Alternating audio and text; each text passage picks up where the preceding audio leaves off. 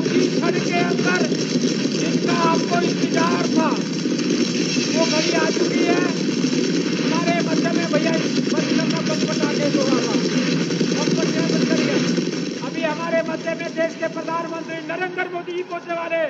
मोदी मोदी मोदी मोदी नरेंद्र मोदी जी हमारे बीच आ गए। हमारे बीच में भारतीय जनता पार्टी के वरिष्ठ नेता रक्षा मंत्री राजनाथ सिंह जी आ गए। ताली बजा के अभिनंदन कीजिएगा आदरणीय राजनाथ सिंह जी का, आदरणीय गृह मंत्री अमित शाह जी का। ताली बजा के अभिनंदन, खड़े होकर अभिनंदन करेंगे गृह मंत्री जी अमित शाह जी का, आदरणीय राजनाथ सिंह जी का। आपका सबका हार्दिक अभिनंदन है, स्वागत है।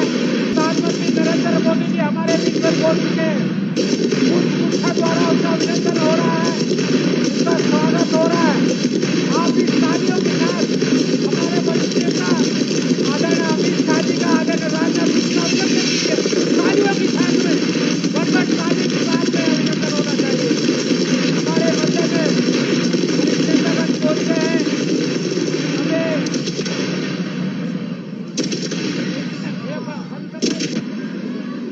हमारे मध्य में देश के प्रधानमंत्री आदरणीय नरेंद्र मोदी जी पहुंच गए हैं। ताली बजाकर अभिनंदन कीजिएगा। हमारा नेता कैसा हो, हमारा नेता कैसा हो, हमारा नेता कैसा हो। नरेंद्र मोदी जिंदाबाद, नरेंद्र मोदी जिंदाबाद, नरेंद्र मोदी जिंदाबाद। हमारे मध्य में आनंद देश के प्रधानमंत्री के ऊपर पुष्प वर्षा हो रही है। उनका बहुत बड़ा अभिनंदन गैलरी के अंदर किया जा रहा है। अभी राष्ट्रीय अध्यक्ष जी उनको लेकर आपके मध्य में आने वाले हैं। मैं आपकी तरफ से तालियों की गड़गड़ाहट से मोदी जी का अभिनंदन कीजिएगा। हमारे वरिष्ठ नेतागण आदरणीय राजनाथ सिंह जी, आदरणीय अमित शाह जी हमारे मध्य में आगे ताली बजा के अभिनंदन कीजिएगा। क्या आपका बहुत बहुत अभिनंदन है, स्वागत है। आदरणीय देश के प्रधानमंत्री नरेंद्र मोदी जी, आप सबका अभिनंदन स्वीकार करते हुए पुष्प वर्षा उनके ऊपर हो रही है। वो हमारे मध्य में थोड़े ही क्षण में राष्ट्रीय अध्यक्ष आदरणीय जगत प्रकाश नड्डा जी उनको रिसीव करते हुए, आप सबका अभिनंदन स्वीकार करते हुए, आपका अभिनंदन करते हुए भी लगातार हमारे मध्य में पहुंचने वाले हैं। ये आपकी ऊर्जा, ये आपका स्वागत है, कहीं ना कहीं उनको भी ऊर्जा देता है। आदरणीय प्रधानमंत्री नरेंद्र मोदी जी सभी कार्यकर्ताओं का स्वागत अभिनंदन स्वीकार करते हुए हमारे मध्य में राष्ट्रीय अध्यक्ष जगत प्रकाश नड्डा जी उनको लेकर आ रहे हैं। मैं पुनः आप सबसे अभिनंदन निवेदन करूंगा। उनके आने के बाद में तालियों की गड़गड़ाहट से लगातार खड़े होकर अभिनंदन करेंगे उनका। लेकिन उससे पूर्व हमारे दो वरिष्ठ नेतागण, देश के रक्षा मंत्री आदरणीय राजनाथ सिंह जी, देश के गृह मंत्री आदरणीय अमित शाह जी हमारे मध्य में ताली बजाकर अभिनंदन कीजिएंगे सब उनका। अभी कुछ क्षण के अंदर ही हमारे मध्य के अंदर हमारे देश के प्रधानमंत्री जी को प्रदेश राष्ट्र के अध्यक्ष आदरणीय जगत प्रकाश नड्डा जी लेकर आ रहे हैं। जिस प्रकार से हम भाग्यशाली है कि हमें ऐसा नेतृत्व मिला है। बोले नरेंद्र मोदी, नरेंद्र मोदी, हमारा नेता कैसा हो, हमारा नेता कैसा हो। आदरणीय प्रधानमंत्री जी अभी हमारे मध्य में आने वाले हैं।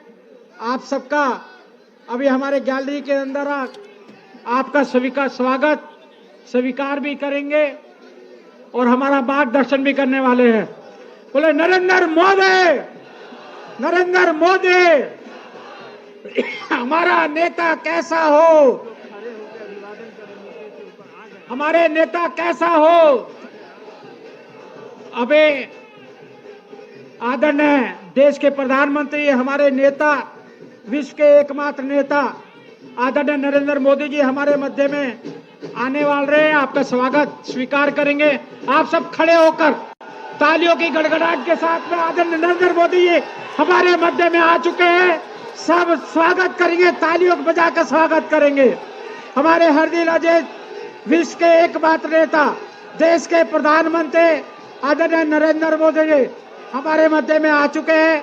आप सबका स्वागत स्वीकार करते हुए, आपको स्वागत का अभिनंदन देते हुए देश के प्रधानमंत्री आदरणीय नरेंद्र मोदी जी हमारे बीच में आ चुके हैं। ऊपर आपका स्वागत स्वीकार भी कर रहे हैं, आपका अभिनंदन भी कर रहे हैं। अभी हमारे मध्य में आदरणीय राष्ट्रीय अध्यक्ष जगत प्रकाश नड्डा जी, उनको हमारे मध्य में लेकर आने वाले हैं। हम पुनः आदरणीय नरेंद्र मोदी जी हमारे मध्य में आने वाले हैं। आपको बैठना नहीं है, अभी खड़े होकर उत्साह वर्धन करना है। हमने देश को विजयी बनाना है। हम भाग्यशाली हैं कि हमें नरेंद्र मोदी जी जैसा नेतृत्व मिला है। हमारे मध्य में देश के प्रधानमंत्री आदरणीय नरेंद्र मोदी आ गए। तालियां बजाकर मोदी मोदी मोदी मोदी, सब तालियां बजाकर अभिनंदन करेंगे, मोदी जी का स्वागत करेंगे। हमारे देश के प्रधानमंत्री, विश्व के एकमात्र नेता परम आदरणीय नरेंद्र मोदी जी हमारे मध्य में आपका स्वागत स्वीकार करते हुए, आपका अभिनंदन करते हुए, हम भाग्यशाली है कि हमें ऐसा नेतृत्व मिला। आदरणीय नरेंद्र मोदी, आदरणीय मोदी जी, मोदी मोदी मोदी मोदी मोदी मोदी, हमारा नेता कैसा हो। आदरणीय, मैं अभिनंदन करता हूं, मैं निवेदन करता हूं कि राष्ट्रीय अध्यक्ष पुष्प माला द्वारा और सभी हमारे वरिष्ठ नेतागण, आदरणीय राजनाथ सिंह जी, आदरणीय अमित शाह जी भी हमारे देश के प्रधानमंत्री नरेंद्र मोदी जी का पुष्प माला द्वारा अभिनंदन करेंगे। सभी नेतागण आदरणीय मोदी जी का अभिनंदन करते हुए पुष्प माला पर ताली बजाकर अभिनंदन करेंगे आप सब उनका।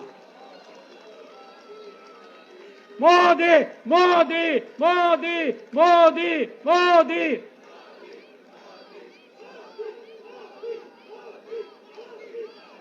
बहुत बहुत स्वागत है। हमारे राष्ट्रीय अध्यक्ष जगत प्रकाश नड्डा जी का भी मैं अब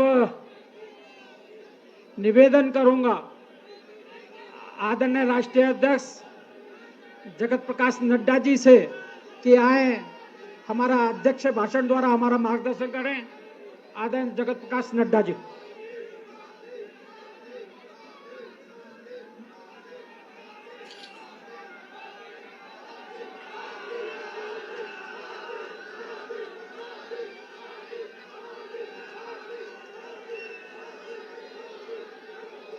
बोलिए भारत माता की, भारत माता की, भारत माता की। मोदी जी आप आगे बढ़ो, मोदी जी आप आगे बढ़ो। मोदी है तो, मोदी है तो।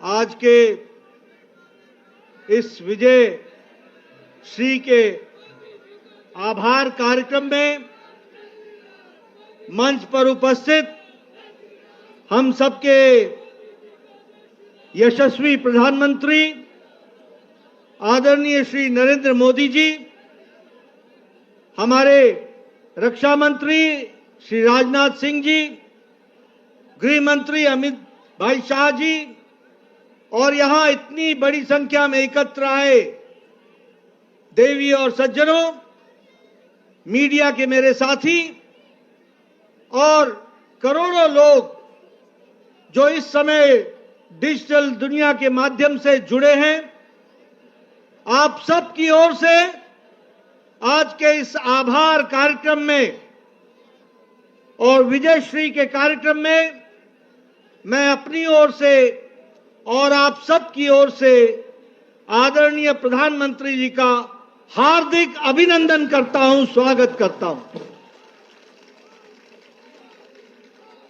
मित्रों, ये ऐतिहासिक दिन, ये विशेष दिन जो आज भारत की जनता ने, महाराष्ट्र की जनता ने और विभिन्न राज्यों के उपचुनाव ने जो संदेश दिया है, वह निश्चित रूप में जिस कार्य को, जिस साधना को आदरणीय प्रधानमंत्री मोदी जी ने देशवासियों की सेवा करने का संकल्प उठाया, उस पर फिर से एक बार जनता ने मुहर लगा दी है।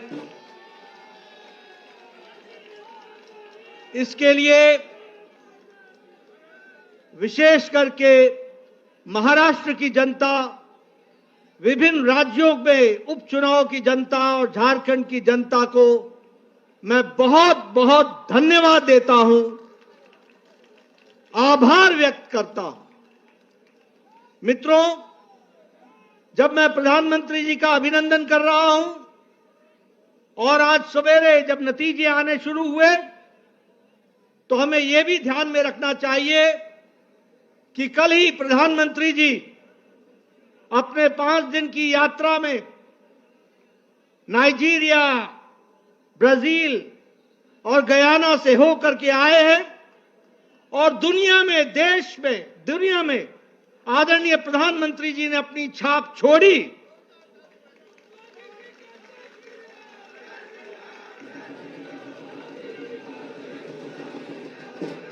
और आप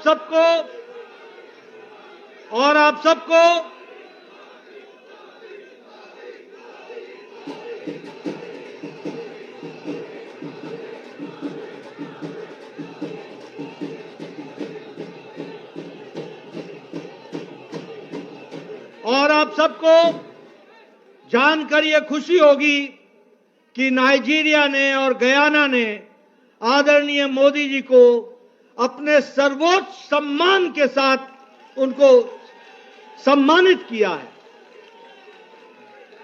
यह हम सब के लिए गर्व की घड़ी है, गर्व का पल है, जब अंतर्राष्ट्रीय जगत में आदरणीय प्रधानमंत्री मोदी जी की छवि और भारत की छवि को जो मोदी जी ने दुनिया में पहुंचाया है, उसको दुनिया ने भी माना है और उसको सराहा है।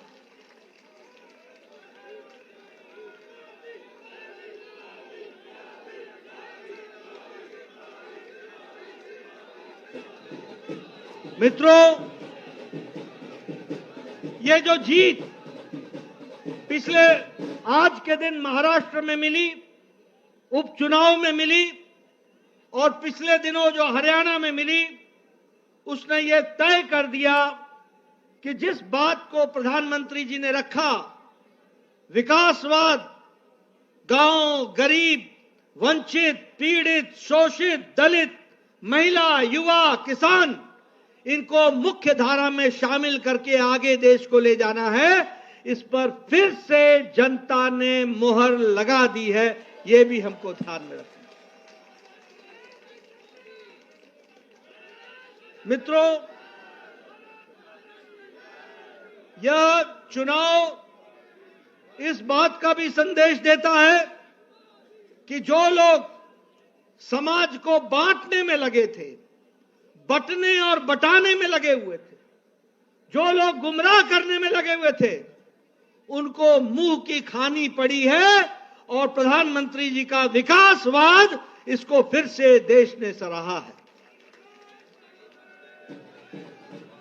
कुछ दिनों से ये इंडिया अलायंस को भ्रम पैदा हो गया था कि वह जनता को संविधान के नाम पर, जाति के नाम पर, धर्म के नाम पर, तुष्टीकरण के नाम पर बांट करके वह अपना उल्लू सीधा करेंगे, वह सत्ता पर काबिज होंगे, वो सत्ता के नजदीक पहुंचेंगे। ये भ्रम पैदा हो गया था। इस चुनाव ने और हरियाणा के चुनाव ने उनको जवाब दे दिया है और फिर से मैं कहूंगा कि प्रधानमंत्री मोदी जी की नीतियों को मुहर लगाई है। यह भी हमको ध्यान रखना।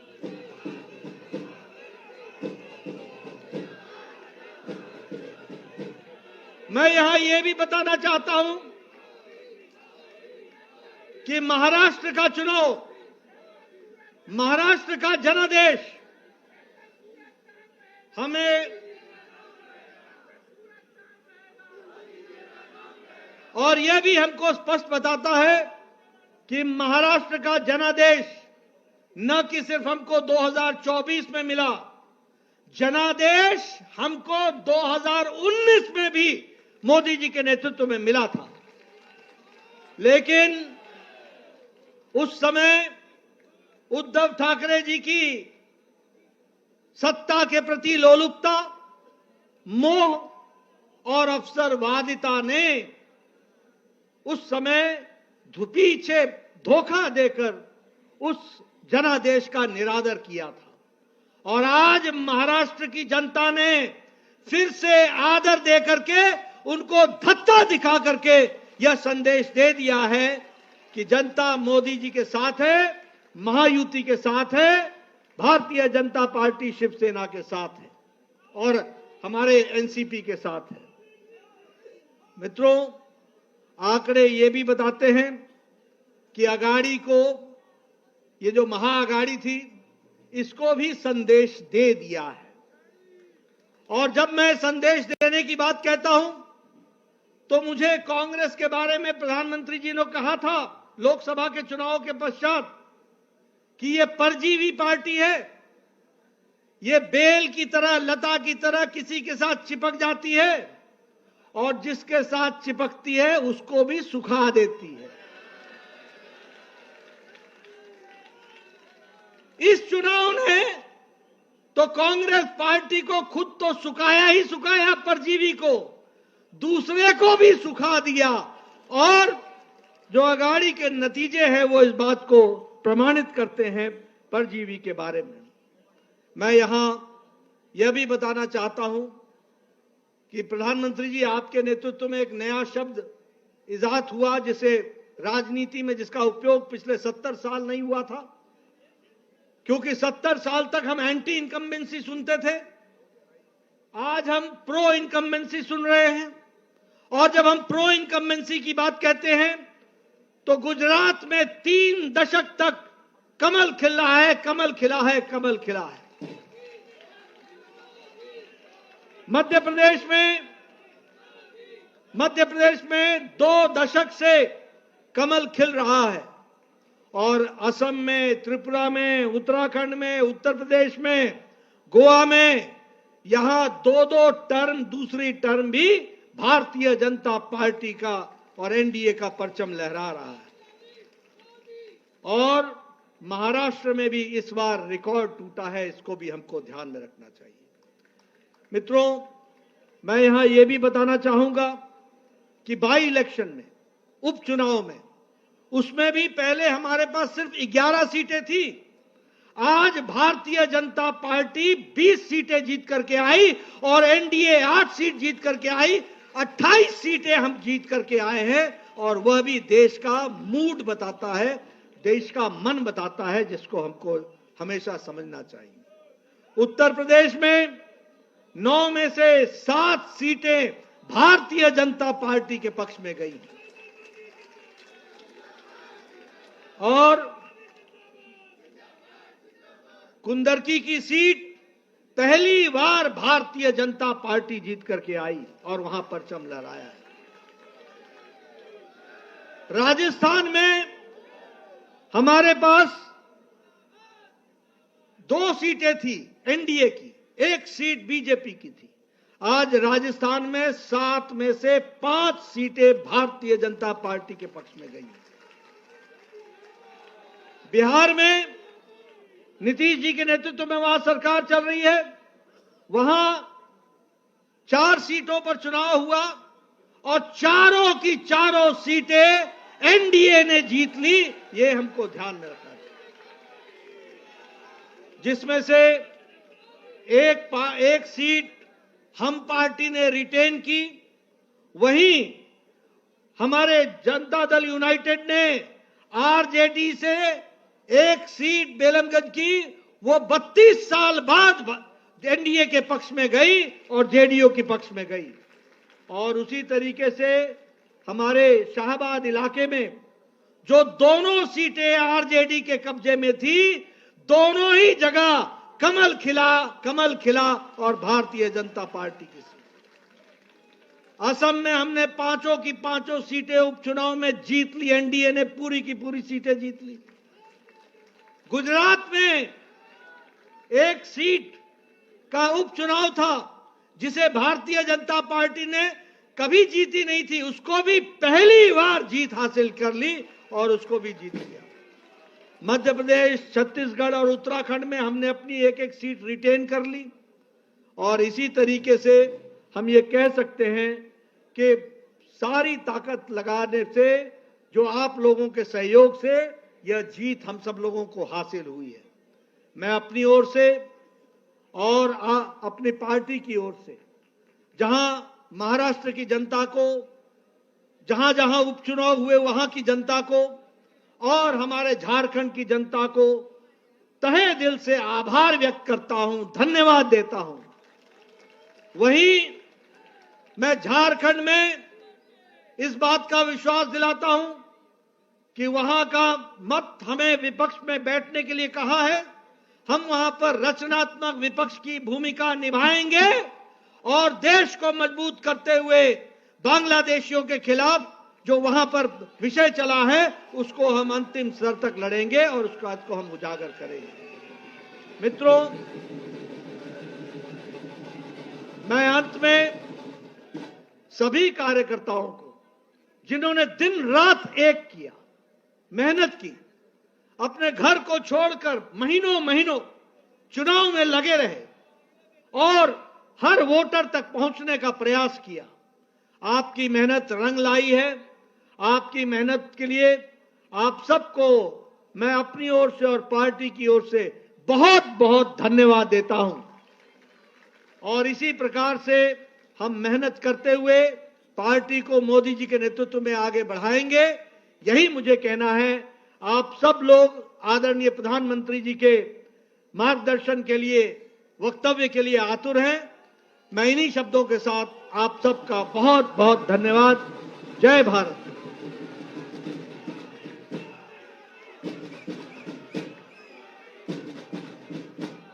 धन्यवाद राष्ट्रीय अध्यक्ष आदरणीय जगत प्रकाश नड्डा जी का। अब मैं निवेदन करूंगा, प्रार्थना करूं, जिनको सुनने के लिए आप आतुर हैं, देश के प्रधानमंत्री आदरणीय नरेंद्र मोदी जी,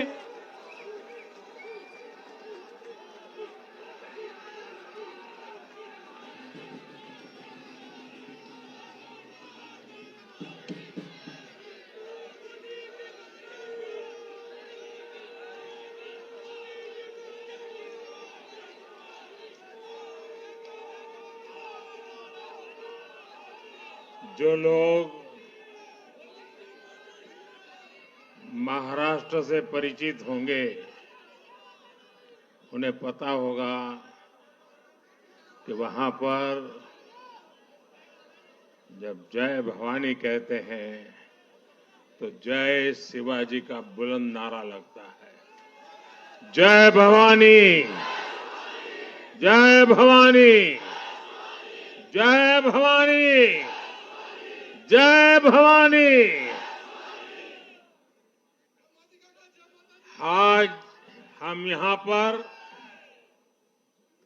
एक और ऐतिहासिक महाविजय का उत्सव मनाने के लिए इकट्ठे हुए हैं। आज महाराष्ट्र में विकासवाद की जीत हुई है। महाराष्ट्र में सुशासन की जीत हुई है। महाराष्ट्र में सच्चे सामाजिक न्याय की विजय हुई है। और साथियों, आज महाराष्ट्र में झूठ, छल, फरेब बुरी तरह हारा है।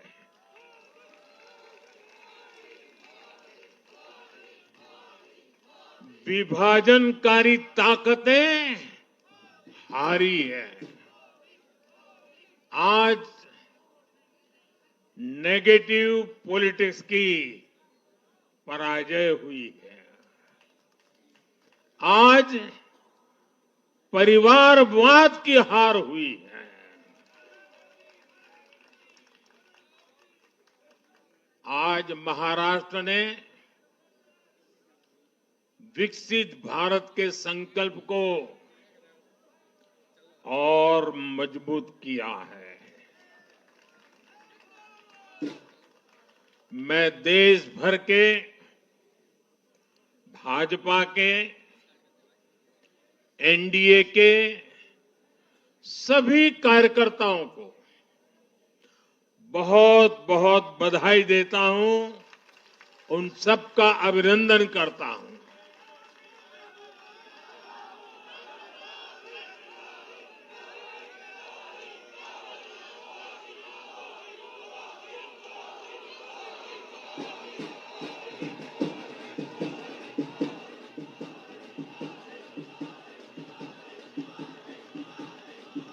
मैं श्री एकनाथ शिंदे जी, मेरे परम मित्र देवेंद्र फडणवीस जी, भाई अजीत पवार जी, उन सब की भी भूरी भूरी प्रशंसा करता हूं। साथियों, आज देश के अनेक राज्यों में उपचुनावों के भी नतीजे आए हैं।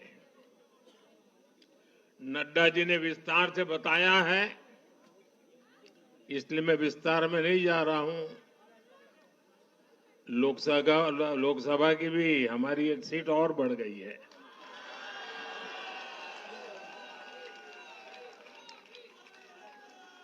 यूपी, उत्तराखंड और राजस्थान ने भाजपा को जमकर समर्थन दिया है।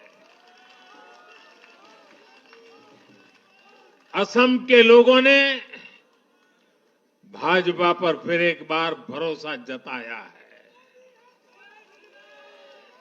मध्य प्रदेश में भी हमें सफलता मिली है। बिहार में भी एनडीए का समर्थन बढ़ा है। ये दिखाता है कि देश अब सिर्फ और सिर्फ विकास चाहता है। मैं महाराष्ट्र के मतदाताओं का, हमारे युवाओं का, विशेषकर माताओं बहनों का, हमारे किसान भाई बहनों का, देश की जनता का आदरपूर्वक नमन करता हूं।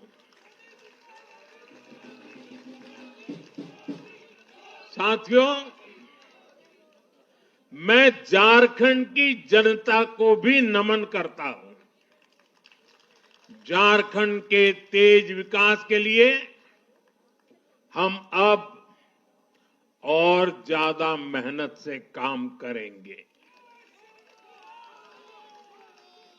और इसमें भाजपा का एक एक कार्यकर्ता अपना हर प्रयास करेगा। साथियों, छत्रपती शिवाजी महाराजांच्या महाराष्ट्राने आज दाखवून दिले, तुष्टीकरणाचा सामना कसा करायचा।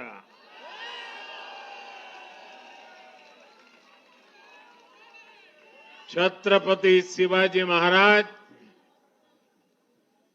शाहूजी महाराज, महात्मा फुले, सावित्रीबाई फुले, बाबा साहब आंबेडकर,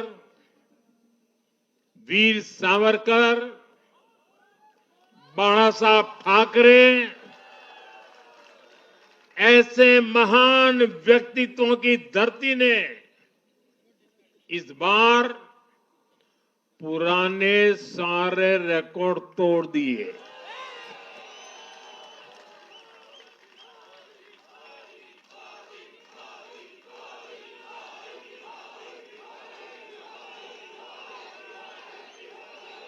और साथियों, बीते 50 साल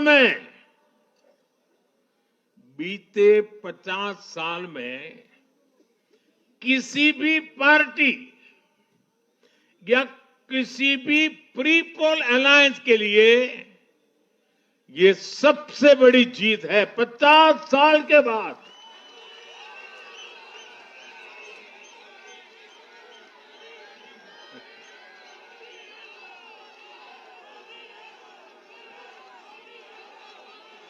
और एक महत्वपूर्ण बात मैं बताता हूं, ये लगातार तीसरी बार है जब भाजपा के नेतृत्व में किसी गठबंधन को लगातार महाराष्ट्र ने आशीर्वाद दिए हैं, विजयी बनाया है। और ये लगातार तीसरी बार है जब भाजपा महाराष्ट्र में सबसे बड़ी पार्टी बनकर उभरी है।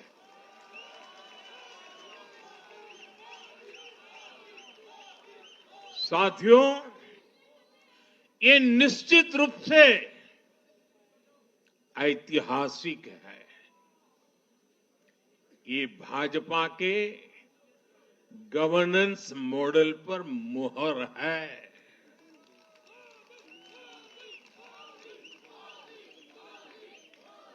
अकेले भाजपा को ही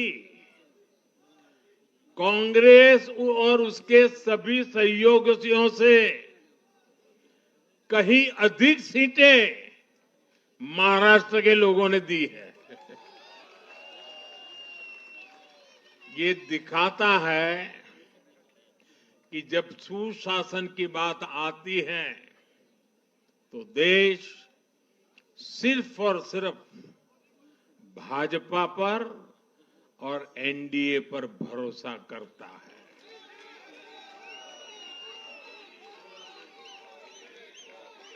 साथियों, एक और बात है जो आपको और खुश कर देगी। महाराष्ट्र देश का छठा राज्य है जिसने भाजपा को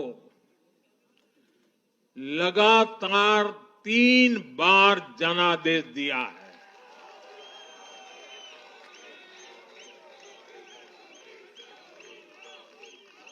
इससे पहले गोवा, गुजरात, छत्तीसगढ़, हरियाणा और मध्य प्रदेश में हम लगातार 3 बार जीत चुके हैं। और बिहार में भी एनडीए को 3 बार से ज्यादा बार लगातार जनादेश मिला है। और 60 साल के बाद आपने मुझे तीसरी बार मौका दिया, ये तो है ही है।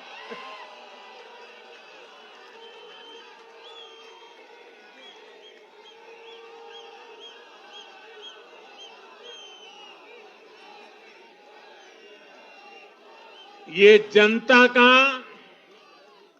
हमारे सुशासन के मॉडल पर विश्वास है और इस विश्वास को बनाए रखने में हम कोई कोर कसर बाकी नहीं रखेंगे। साथियों, मैं आज महाराष्ट्र की जनता जनार्दन का विशेष अभिनंदन करना चाहता हूं।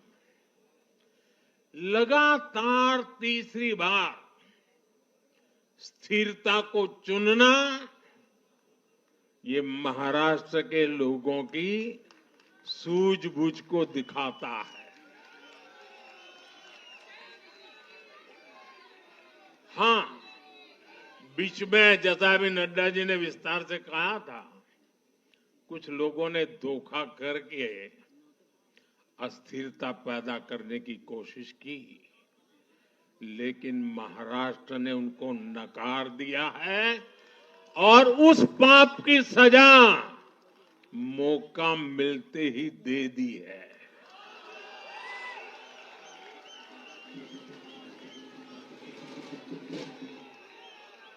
साथियों, महाराष्ट्र इस देश के लिए एक तरह से बहुत महत्वपूर्ण ग्रोथ इंजन है।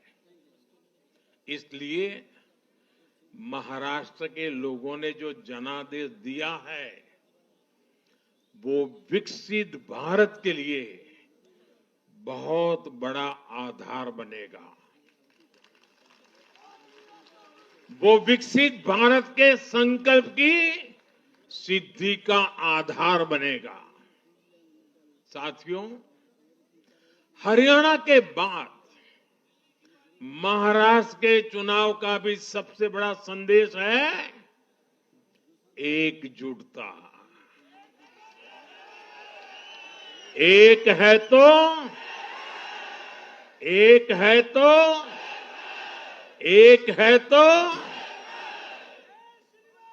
ये आज देश का महामंत्र बन चुका है।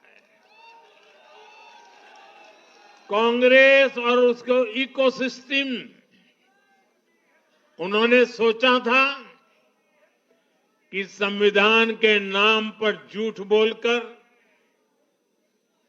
आरक्षण के नाम पर झूठ बोलकर एससी, एसटी, ओबीसी को छोटे छोटे समूह में बांट देंगे। वो सोचते थे सब बिखर जाएंगे। कांग्रेस और उसके साथियों की साजिश को महाराष्ट्र ने सिरे से खारिज कर दिया है। महाराष्ट्र ने डंके की चोट पर कहा है, एक है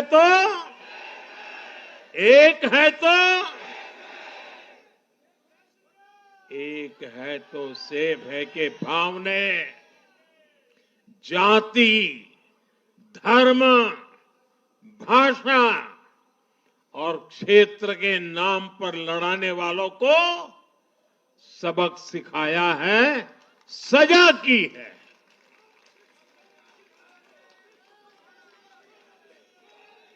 आदिवासी भाई बहनों ने भी भाजपा एनडीए को वोट दिया। ओबीसी भाई बहनों ने भी भाजपा एनडीए को वोट दिया। मेरे दलित भाई बहनों ने भी भाजपा एनडीए को वोट दिया। समाज के हर वर्ग ने भाजपा एनडीए को वोट दिया। ये कांग्रेस और इंडी गठबंधन के उस पूरे इकोसिस्टम की सोच पर करारा प्रहार है, जो समाज को बांटने का एजेंडा चला रहे थे। साथियों, महाराष्ट्र ने एनडीए को इसलिए भी प्रचंड जनादेश दिया है क्योंकि हम विकास और विरासत दोनों को साथ लेकर चलते हैं। महाराष्ट्र की धरती पर इतनी विभूतियां जन्मी है। बीजेपी और मेरे लिए छत्रपति शिवाजी महाराज आराध्य पुरुष है।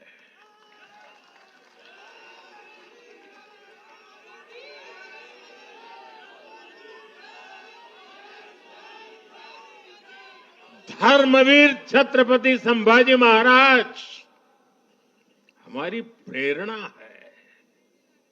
हमने हमेशा बाबा साहब आंबेडकर, महात्मा फूले, सावित्रीबाई फूले, इनके सामाजिक न्याय के विचार को माना है। यही हमारे आचार में है, यही हमारे व्यवहार में है। साथियों, लोगों ने मराठी भाषा के प्रति भी हमारा प्रेम देखा है। कांग्रेस को वर्षों तक मराठी भाषा की सेवा का मौका मिला, लेकिन इन लोगों ने इसके लिए कुछ नहीं किया। हमारी सरकार ने मराठी को क्लासिकल लैंग्वेज का दर्जा दिया। मातृभाषा का सम्मान, संस्कृतियों का सम्मान और इतिहास का सम्मान हमारे संस्कार में है, हमारे स्वभाव में है।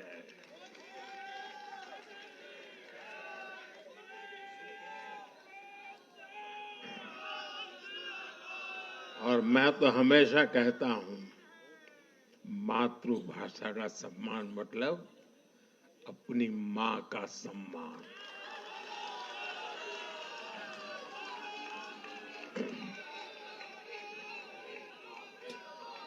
और इसलिए मैंने विकसित भारत के निर्माण के लिए लाल किले की प्राचीर से पंच प्राणों की बात की। हमने इसमें विरासत पर गर्व को भी शामिल किया। जब भारत विकास भी और विरासत भी इसका संकल्प लेता है तो पूरी दुनिया इसे देखती है। आज विश्व हमारी संस्कृति का सम्मान करता है। क्यों? क्योंकि हम इसका सम्मान करते हैं। अब अगले 5 साल में महाराष्ट्र विकास भी विरासत भी के इसी मंत्र के साथ तेज गति से आगे बढ़ेगा। साथियों, इंडी वाले देश के बदले मिजाज को नहीं समझ पा रहे हैं।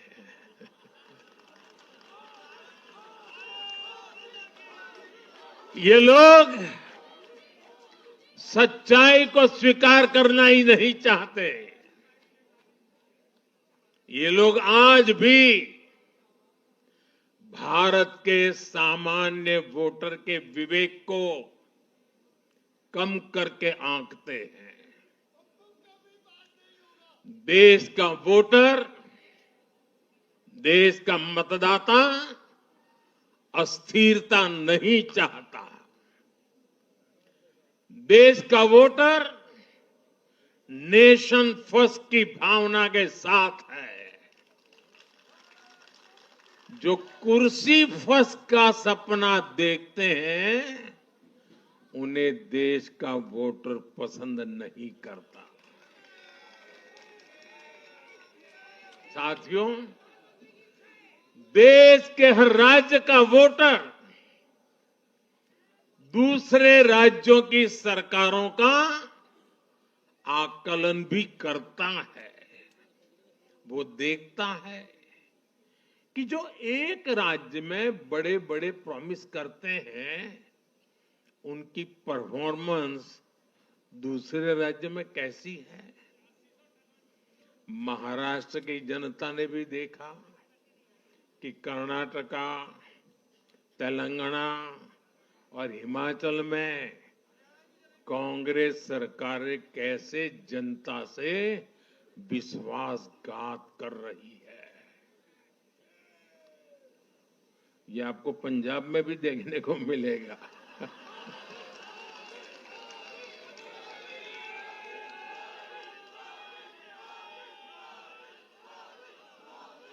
जो वादे महाराष्ट्र में किए गए, उनका हाल दूसरे राज्यों में क्या है? इसलिए कांग्रेस के पाखंड को जनता ने खारिज कर दिया है। कांग्रेस ने जनता को गुमराह करने के इसके लिए जो दूसरे राज्यों के अपने मुख्यमंत्री तक मैदान में उतारे, तब भी इनकी चाल सफल हो नहीं पाई। इनके ना तो झूठे वादे चले और ना ही खतरनाक एजेंडा चला। साथियों, आज महाराष्ट्र के जनादेश का एक और संदेश है। पूरे देश में सिर्फ और सिर्फ एक ही संविधान चलेगा।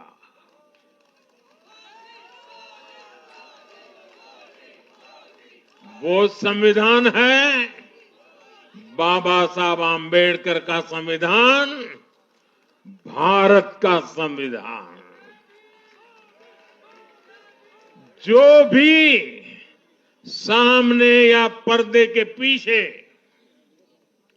देश में दो संविधान की बात करेगा, उसको देश पूरी तरह से नकार देगा। कांग्रेस और उसके साथियों ने जम्मू कश्मीर में फिर से आर्टिकल 370 की दीवार बनाने का प्रयास किया।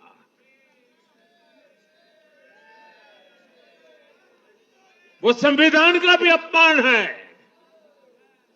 महाराष्ट्र ने उनको साफ साफ बता दिया कि ये नहीं चलेगा।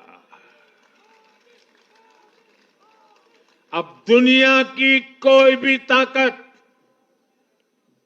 और मैं कांग्रेस वालों को कहता हूं, कान खोल के सुन लो,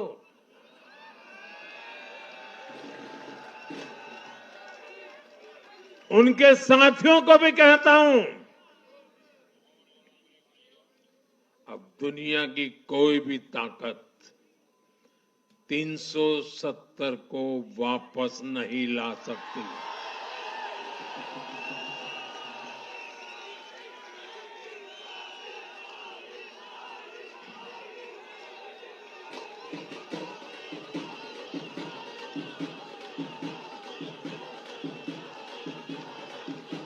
साथियों, महाराष्ट्र के इस चुनाव ने इंडी वालों का या गाड़ी वालों का दो मुहा चेहरा भी देश के सामने खोल करके रख दिया है।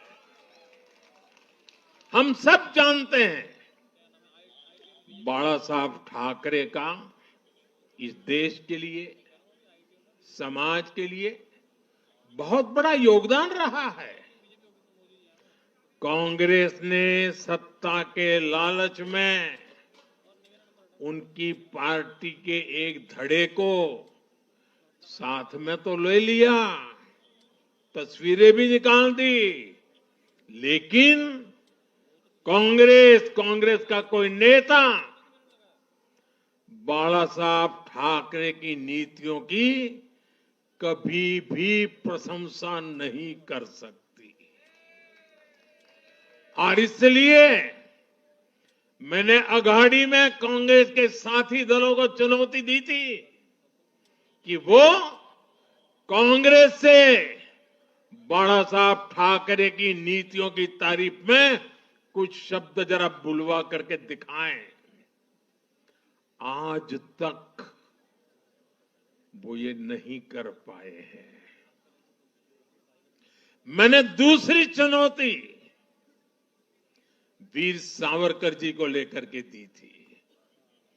कांग्रेस के नेतृत्व ने लगातार पूरे देश में वीर सावरकर का अपमान किया है, उन्हें गालियां दी है। महाराष्ट्र में वोट पाने के लिए इन लोगों ने टेम्पररी वीर सावरकर जी को जरा टेम्पररी गाली देना उन्होंने बंद किया है। लेकिन वीर सावरकर के तप त्याग के लिए उनके मुंह से एक बार भी सत्य नहीं निकला, और यही इनका दो मुहापन है। ये दिखाता है कि उनकी बातों में कोई दम नहीं है। उनका मकसद सिर्फ और सिर्फ वीर सावरकर को बदनाम करना है। साथियों, भारत की राजनीति में अब कांग्रेस पार्टी परजीवी बनकर रह गई है।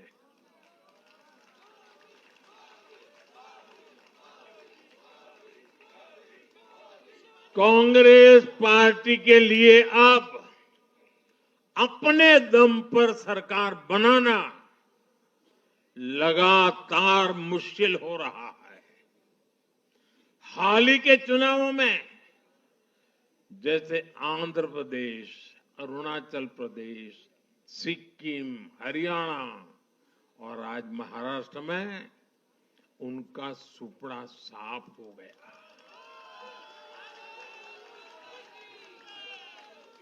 कांग्रेस की घिसी पीटी विभाजनकारी राजनीति फेल हो रही है, लेकिन फिर भी कांग्रेस का अहंकार देखिए। उसका अहंकार 7वें आसमान पर है। सच्चाई ये है कि कांग्रेस अब एक परजीवी पार्टी बन चुकी है। कांग्रेस सिर्फ अपनी ही नहीं बल्कि अपने साथियों की नाव को भी डुबो देती है। आज महाराष्ट्र में भी हमने यही देखा है।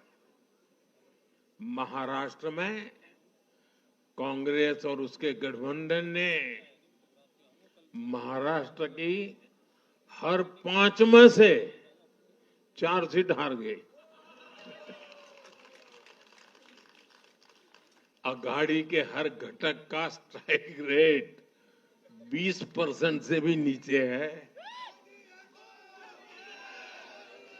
ये दिखाता है कि कांग्रेस खुद भी डूबती है और दूसरों को भी डुबोती है। महाराष्ट्र में सबसे ज्यादा सीटों पर कांग्रेस चुनाव लड़ी, उतनी ही बड़ी हार इनके सहयोगियों वालों को भी मिली। वो तो अच्छा है कि यूपी जैसे राज्यों में कांग्रेस के सहयोगियों ने उससे जान छुड़ा ली, वरना वहां भी कांग्रेस के सहयोगियों को लेने के देने पड़ जाते। साथियों, सत्ता भूख में कांग्रेस के परिवार ने संविधान की पंथ निरपेक्षता की भावना को चूर चूर कर दिया है। हमारे संविधान निर्माताओं ने उस समय 47 में विभाजन की विभीषिका के बीच भी हिंदू संस्कार और परंपरा को जीते हुए पंथ निरपेक्षता की राह को चुना था, तब देश के महापुरुषों ने संविधान सभा में जो डिबेट की थी, उसमें भी इसके बारे में बहुत विस्तार से चर्चा हुई थी। लेकिन कांग्रेस के इस परिवार ने झूठे सेक्युलरिज्म के नाम पर उस महान परंपरा को तबाह करके रख दिया है। कांग्रेस ने तुष्टीकरण का जो बीज बोया, वो संविधान निर्माताओं के साथ बहुत बड़ा विश्वासघात है। और ये विश्वासघात मैं बहुत जिम्मेवारी के साथ बोल रहा हूं। संविधान के साथ इस परिवार का विश्वासघात है।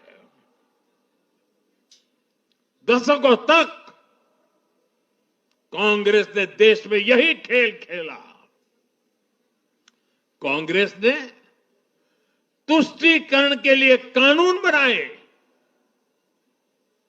सुप्रीम कोर्ट के आदेश तक की परवाह नहीं की। इसका एक उदाहरण वक्फ बोर्ड है।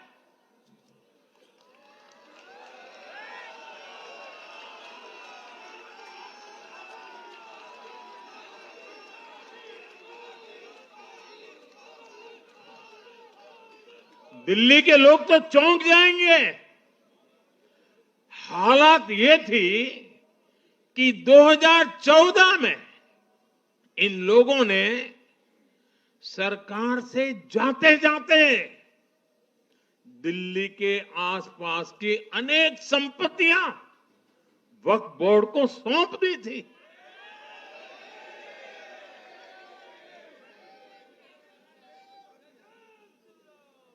बाबा साहब आंबेडकर जी ने जो संविधान हमें दिया है ना, जिस संविधान की रक्षा के लिए हम प्रतिबद्ध है, संविधान में वक्फ कानून का कोई स्थान ही नहीं है।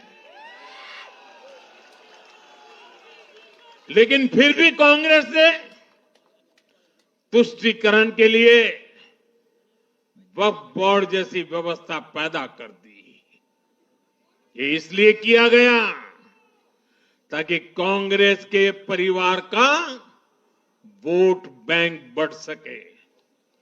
सच्ची पंथ निरपेक्षता को कांग्रेस ने एक तरह से मृत्यु दंड देने की कोशिश की है।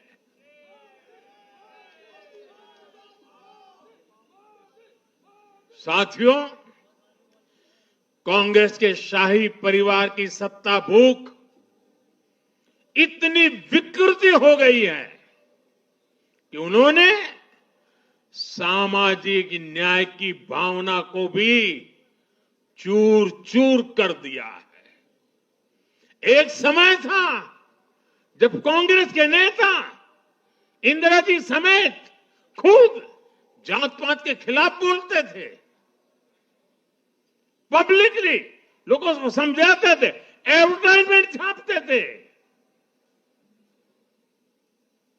लेकिन आज यही कांग्रेस और कांग्रेस का एक परिवार खुद की सत्ता भूख को शांत करने के लिए जातिवाद का जहर फैला रहा है।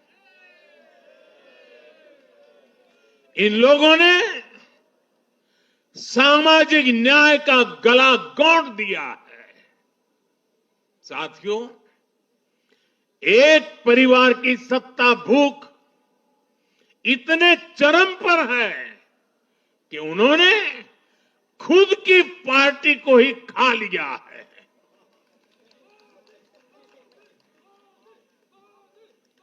देश के अलग अलग भागों में कई पुराने जमाने के कांग्रेस कार्यकर्ता है, पुरानी पीढ़ी के लोग हैं जो अपने जमाने की कांग्रेस को ढूंढ रहे हैं। लेकिन आज की कांग्रेस के विचार से, व्यवहार से, आदत से उनको ये साफ पता चल रहा है कि ये वो कांग्रेस नहीं है। इसलिए कांग्रेस में आंतरिक रूप से असंतोष बहुत ज्यादा बढ़ रहा है। उनकी आरती उतारने वाले भले आज इन खबरों को दबा के रखे, लेकिन भीतर आग बहुत बड़ी है। असंतोष की ज्वाला भड़क चुकी है। सिर्फ एक परिवार के ही लोगों को कांग्रेस चलाने का हक है। सिर्फ वही परिवार काबिल है, दूसरे नाकाबिल हैं। परिवार की इस सोच ने, इस जिद ने कांग्रेस में एक ऐसा माहौल भी बना दिया कि किसी भी समर्पित कांग्रेस कार्यकर्ता के लिए वहां काम करना मुश्किल हो गया है। आप सोचिए, कांग्रेस पार्टी की प्राथमिकता आज सिर्फ और सिर्फ परिवार है। देश की जनता उनकी प्राथमिकता नहीं है। और जिस पार्टी की प्राथमिकता जनता न हो, वो लोकतंत्र के लिए बहुत ही नुकसानदायी होती है। साथियों, कांग्रेस का परिवार सत्ता के बिना जी नहीं सकता। चुनाव जीतने के लिए लोग कुछ भी कर सकते हैं। दक्षिण में जाकर उत्तर को गाली देना, उत्तर में जाकर के दक्षिण को गाली देना, और विदेश में जाकर देश को गाली देना।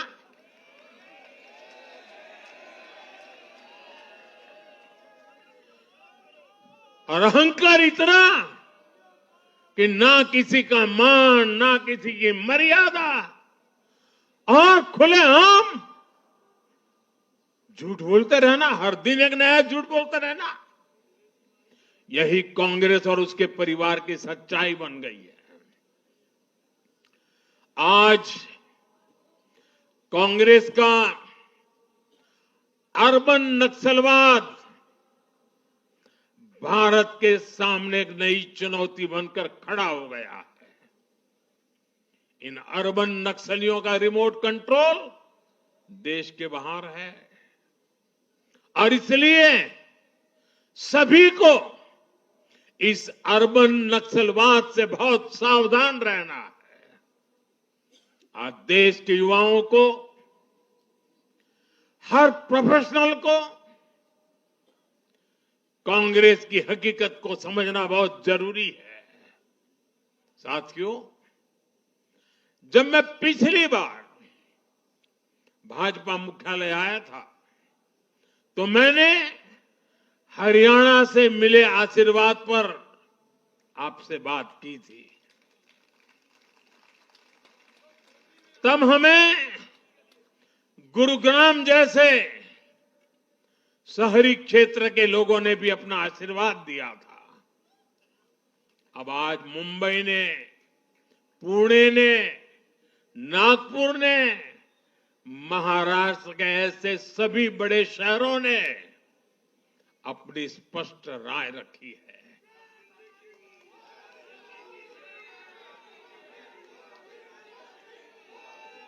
शहरी क्षेत्रों के गरीब हो, शहरी क्षेत्रों के मिडिल क्लास हो, हर किसी ने भाजपा का समर्थन किया है और एक स्पष्ट संदेश दिया है।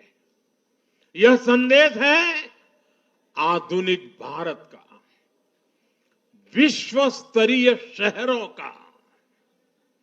हमारे महानगरों ने विकास को चुना है, आधुनिक इंफ्रास्ट्रक्चर को चुना है, और सबसे बड़ी बात, उन्होंने विकास में रोड़े अटकाने वाली राजनीति को नकार दिया है। आज बीजेपी हमारे शहरों में ग्लोबल स्टैंडर्ड के इंफ्रास्ट्रक्चर बनाने के लिए लगातार काम कर रही है। चाहे मेट्रो नेटवर्क का विस्तार हो, आधुनिक इलेक्ट्रिक बसें हो, कोस्टल रोड और समृद्धि महामार्ग जैसे शानदार प्रोजेक्ट हो, एयरपोर्ट्स का आधुनिकीकरण हो, शहरों को स्वच्छ बनाने की मुहिम हो, इन सभी पर बीजेपी का बहुत ज्यादा जोर है। आज का शहरी भारत ईज ऑफ लिविंग चाहता है और इन सब के लिए उसका भरोसा बीजेपी पर है, एनडीए पर है। साथियों, आज बीजेपी देश के युवाओं को नए नए सेक्टर्स में अवसर देने का प्रयास कर रही है। हमारी नई पीढ़ी इनोवेशन और स्टार्टअप के लिए माहौल चाहती है। बीजेपी से ध्यान में रखकर नीतियां बना रही है, निर्णय ले रही है। हमारा मानना है कि भारत के शहर विकास के इंजन है। शहरी विकास से गांवों को भी ताकत मिलती है। आधुनिक शहर नए अवसर पैदा करते हैं। हमारा लक्ष्य है कि हमारे शहर दुनिया के सर्वश्रेष्ठ शहरों की श्रेणी में आए और बीजेपी एनडीए सरकारें इसी लक्ष्य के साथ काम कर रही है। साथियों, मैंने लाल किले से कहा था कि मैं 1 लाख ऐसे युवाओं को राजनीति में लाना चाहता हूं जिनके परिवार का राजनीति से कोई संबंध नहीं। आज एनडीए के अनेक ऐसे उम्मीदवारों को मतदाताओं ने समर्थन दिया है। मैं इसे बहुत शुभ संकेत मानता हूं। साथियों, अरे चुनाव आएंगे जाएंगे, लोकतंत्र में जय पराजय भी चलती रहेगी, लेकिन भाजपा का एनडीए का ध्येय सिर्फ चुनाव जीतने तक सीमित नहीं है। हमारा ध्येय सिर्फ सरकार बनाने तक सीमित नहीं है। हम देश बनाने के लिए निकले हैं। हम विकसित भारत बनाने के लिए निकले हैं। भारत का हर नागरिक, एनडीए का हर कार्यकर्ता, भाजपा का हर कार्यकर्ता दिन रात इसमें जुटा है। हमारी जीत का उत्साह हमारे इस संकल्प को और मजबूत करता है। हमारे जो प्रतिनिधि चुनकर आए हैं वो इसी संकल्प के लिए प्रतिबद्ध है। हमें देश के हर परिवार का जीवन आसान बनाना है। हमें सेवक बनकर, और ये मेरे जीवन का मंत्र है, हमें सेवक बनकर देश के हर नागरिक की सेवा करनी है।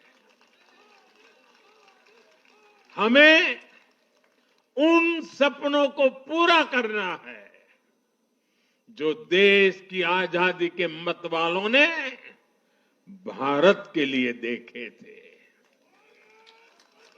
हमें मिलकर विकसित भारत का सपना साकार करना है। सिर्फ 10 साल में हमने भारत को दुनिया की 10वीं सबसे बड़ी इकोनॉमी से दुनिया की 5वीं सबसे बड़ी इकोनॉमी बना दिया।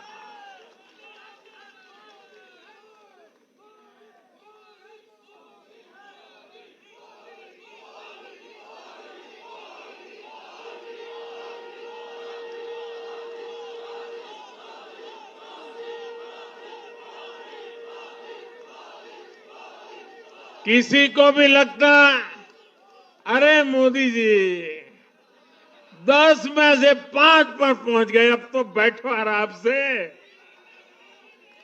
आराम से बैठने के लिए मैं पैदा नहीं हुआ।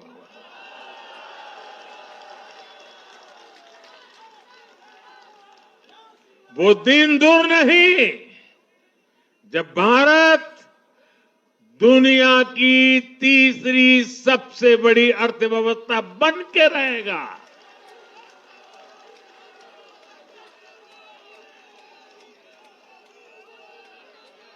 हम मिलकर आगे बढ़ेंगे, एकजुट होकर आगे बढ़ेंगे तो हर लक्ष्य पाकर रहेंगे। इसी भाव के साथ एक है तो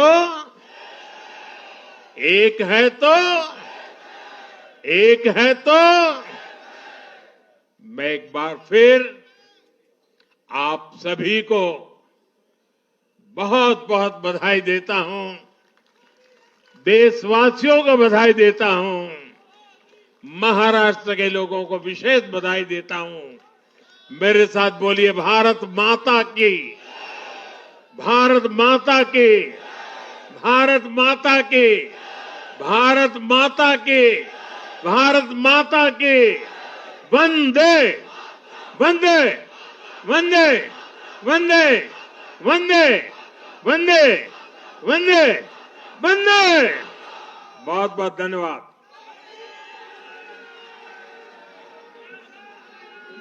बहुत बहुत धन्यवाद आदरणीय देश के प्रधानमंत्री आदरणीय नरेंद्र मोदी जी का।